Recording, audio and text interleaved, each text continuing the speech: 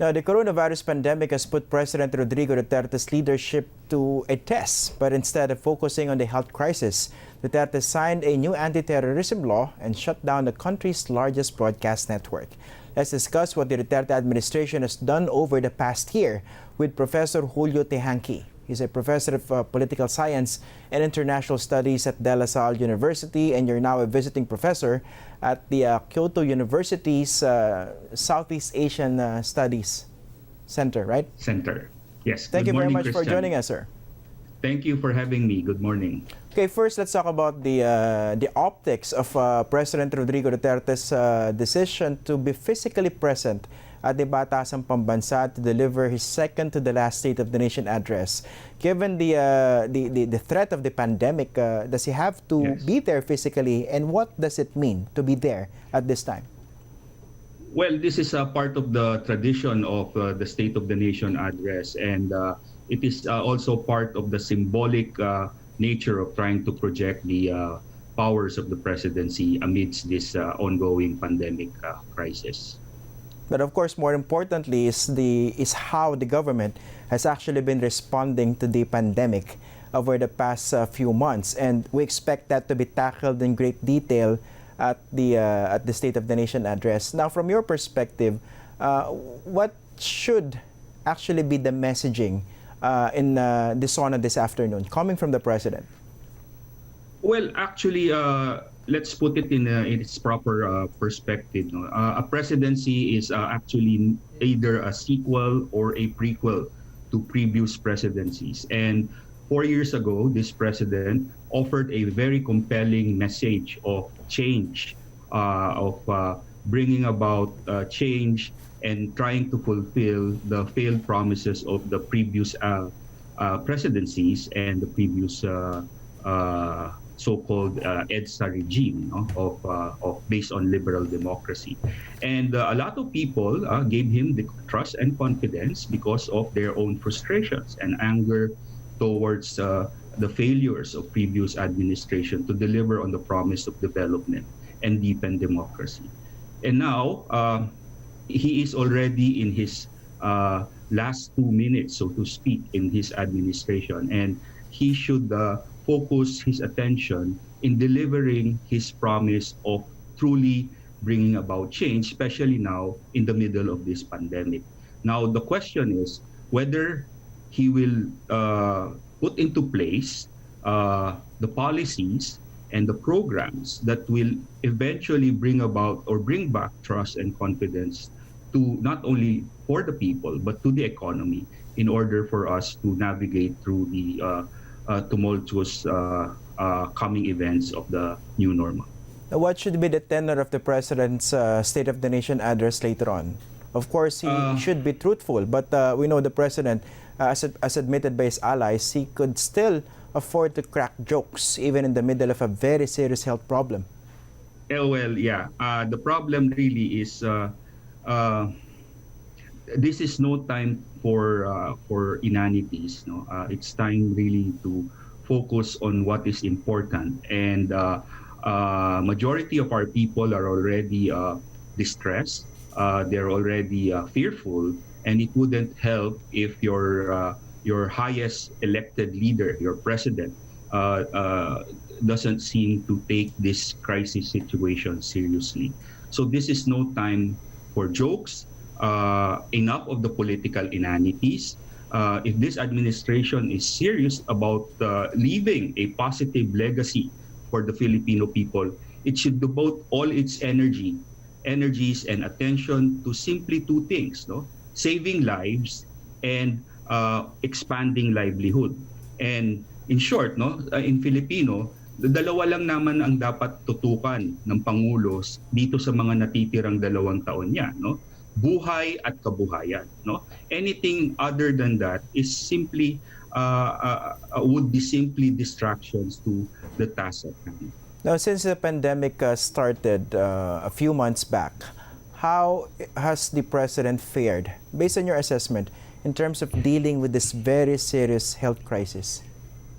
Well, essentially, no. Let's try to dissect the action not only of the president but his government and his administration in the past few months. No, in terms of the people's trust and support, in terms of legitimacy, the president has enjoyed the support of the people from the very beginning. No, ever since he was elected, he got a clear mandate from the Filipino people. His government is legitimate. He has maintained high popularity rating, and during the midterm elections, this support, this legitimacy coming from the people has been reaffirmed.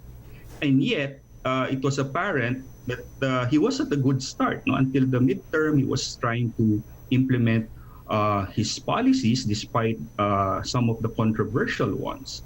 Now, however, his government's chaotic response to this pandemic has resulted in a squandering of the political capital that has been given to him by the people. And right now, we are actually worse off than we were 5 months ago, unlike other countries that have actually succeeded in their effort to flatten the curve. So that's one, no? Legitimacy. Now, it all boils down actually to leadership, no? Leadership and competence. No? If we compare the President Duterte's action to other leaders, no? And if we compare other countries in their approach to addressing the pandemic. There are countries that are democratic that succeeded in addressing the pandemic, and there are other democratic countries that failed. There are other countries that are a bit authoritarian and they succeeded, like China and Vietnam. And there are a lot more authoritarian countries that failed. So it's not a question of regime type, whether you're democratic or authoritarian. It all boils down actually to leadership, no? And the competence of the people around that leader. So essentially, under this administration, the leadership has been found wanting, no? Especially while the public and private health workers have done a tremendous job, no, addressing the pandemic as frontliners. The leadership, for example, of the Department of Health has really messed up the entire situation because of its hard-headed position not to do mass testing. You know? And well, of course, there's a huge list of what could have, should have, and would have, but we are where we are right now, Christian. No, that was quite a strong assessment, strong words that you use, that basically with the way the president has been handling this pandemic, he somehow squandered the political capital that he had been enjoying since 2016. Now, do you think this would be reflected in the surveys afterward? Well, if it's any indication, the traditional social weather station survey of net optimists and pessimists and those who gained and lost have indicated a sharp decline from its previous numbers, no? From the previous numbers of this administration to where it is right now. So a lot more of our fellow Filipinos are less optimistic about the future, and they are definitely they have seen that they have lost in the past few months, no, in the recent months since last year. And definitely this will have an impact on the satisfaction towards this administration and the president.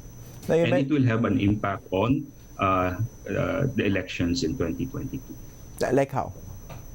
Well, of course, we have seen in previous presidencies, this administration has had the advantage of not diminishing its popular support right after the midterm elections, whereas all the post-Marcos presidents from Cory Aquino all the way to Noynoy Aquino suffered some decline, no, after the midterms. No? But this administration has not suffered that, but because of this pandemic. And we have seen this in the previous administration of Noynoy Aquino. Noynoy Aquino was personally popular, although his popularity was affected by the series of controversies after the midterms.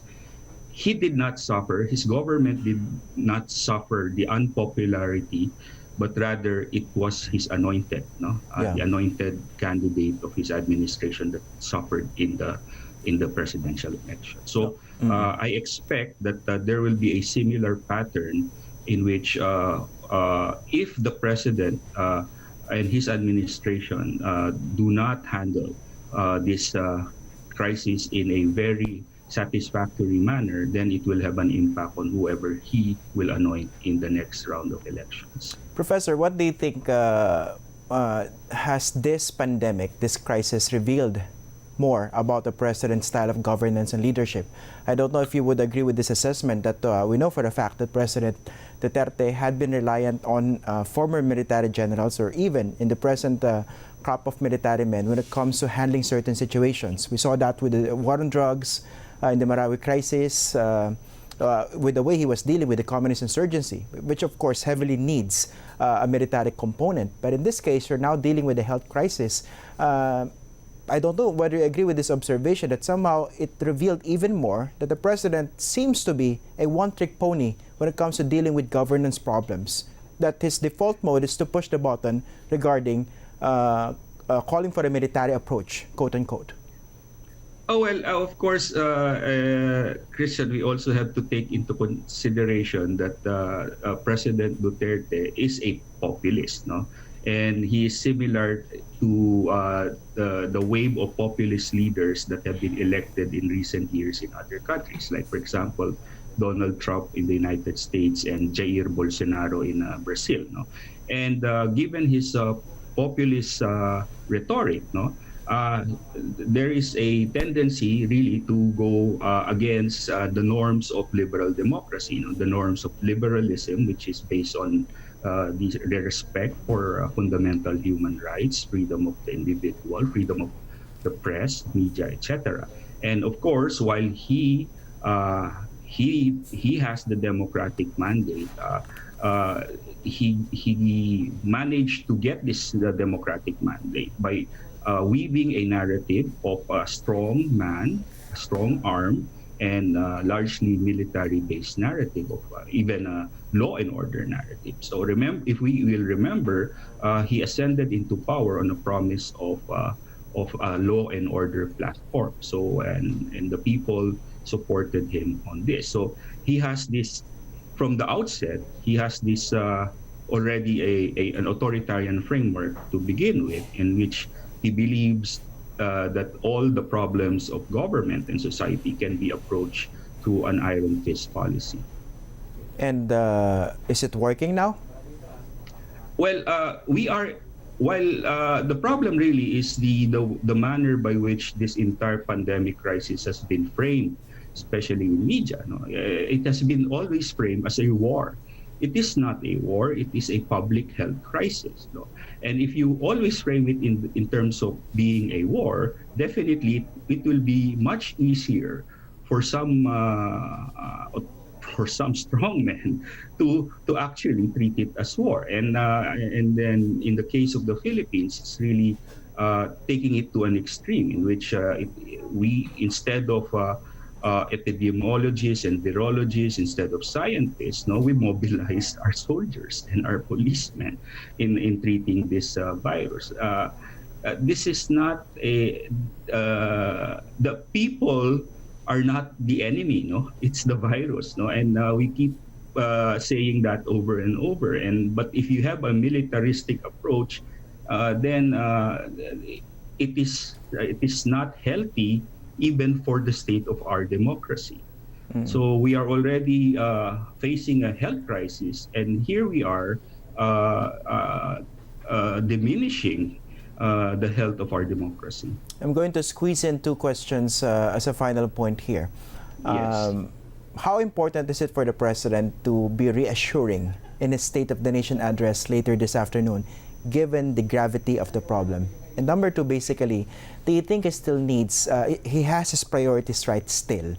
Because despite the pandemic, we know that he pushed hard to shut down ABS-CBN. He actually signed, made it his priority to enact a new anti-terrorism law.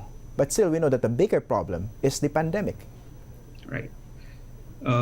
Well, people are afraid.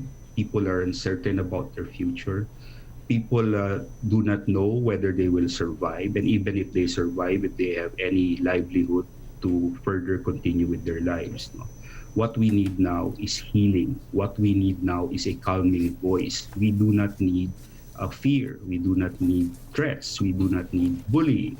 So if the president does really want to address the problem, which is the pandemic, no, he should be a unifying president, and he should set aside all his personal feelings and feelings of grudges, no, against his political opponents, and become the healing president that we need. And there is still time if he sets his vision and his plans and his program for the Filipino people, particularly in the coming years. He still has his 2 years to address the issue. But in short, ang kailangan lang po ng ating bansa ay buhay at kabuhayan. Yan lang po. Huwag na nating palawakin pa yung problema. No? Kung matutuunan ng pansin ng Pangulo itong dalawang problemang ito, mapapatawad siya ng sambayan ng Pilipino. As you mentioned, Professor Teehankee, earlier, there's no time for political inanities. In short, no time to be petty. Well, thank you very much again for joining us on this program, Dean Julio Teehankee. Maraming salamat.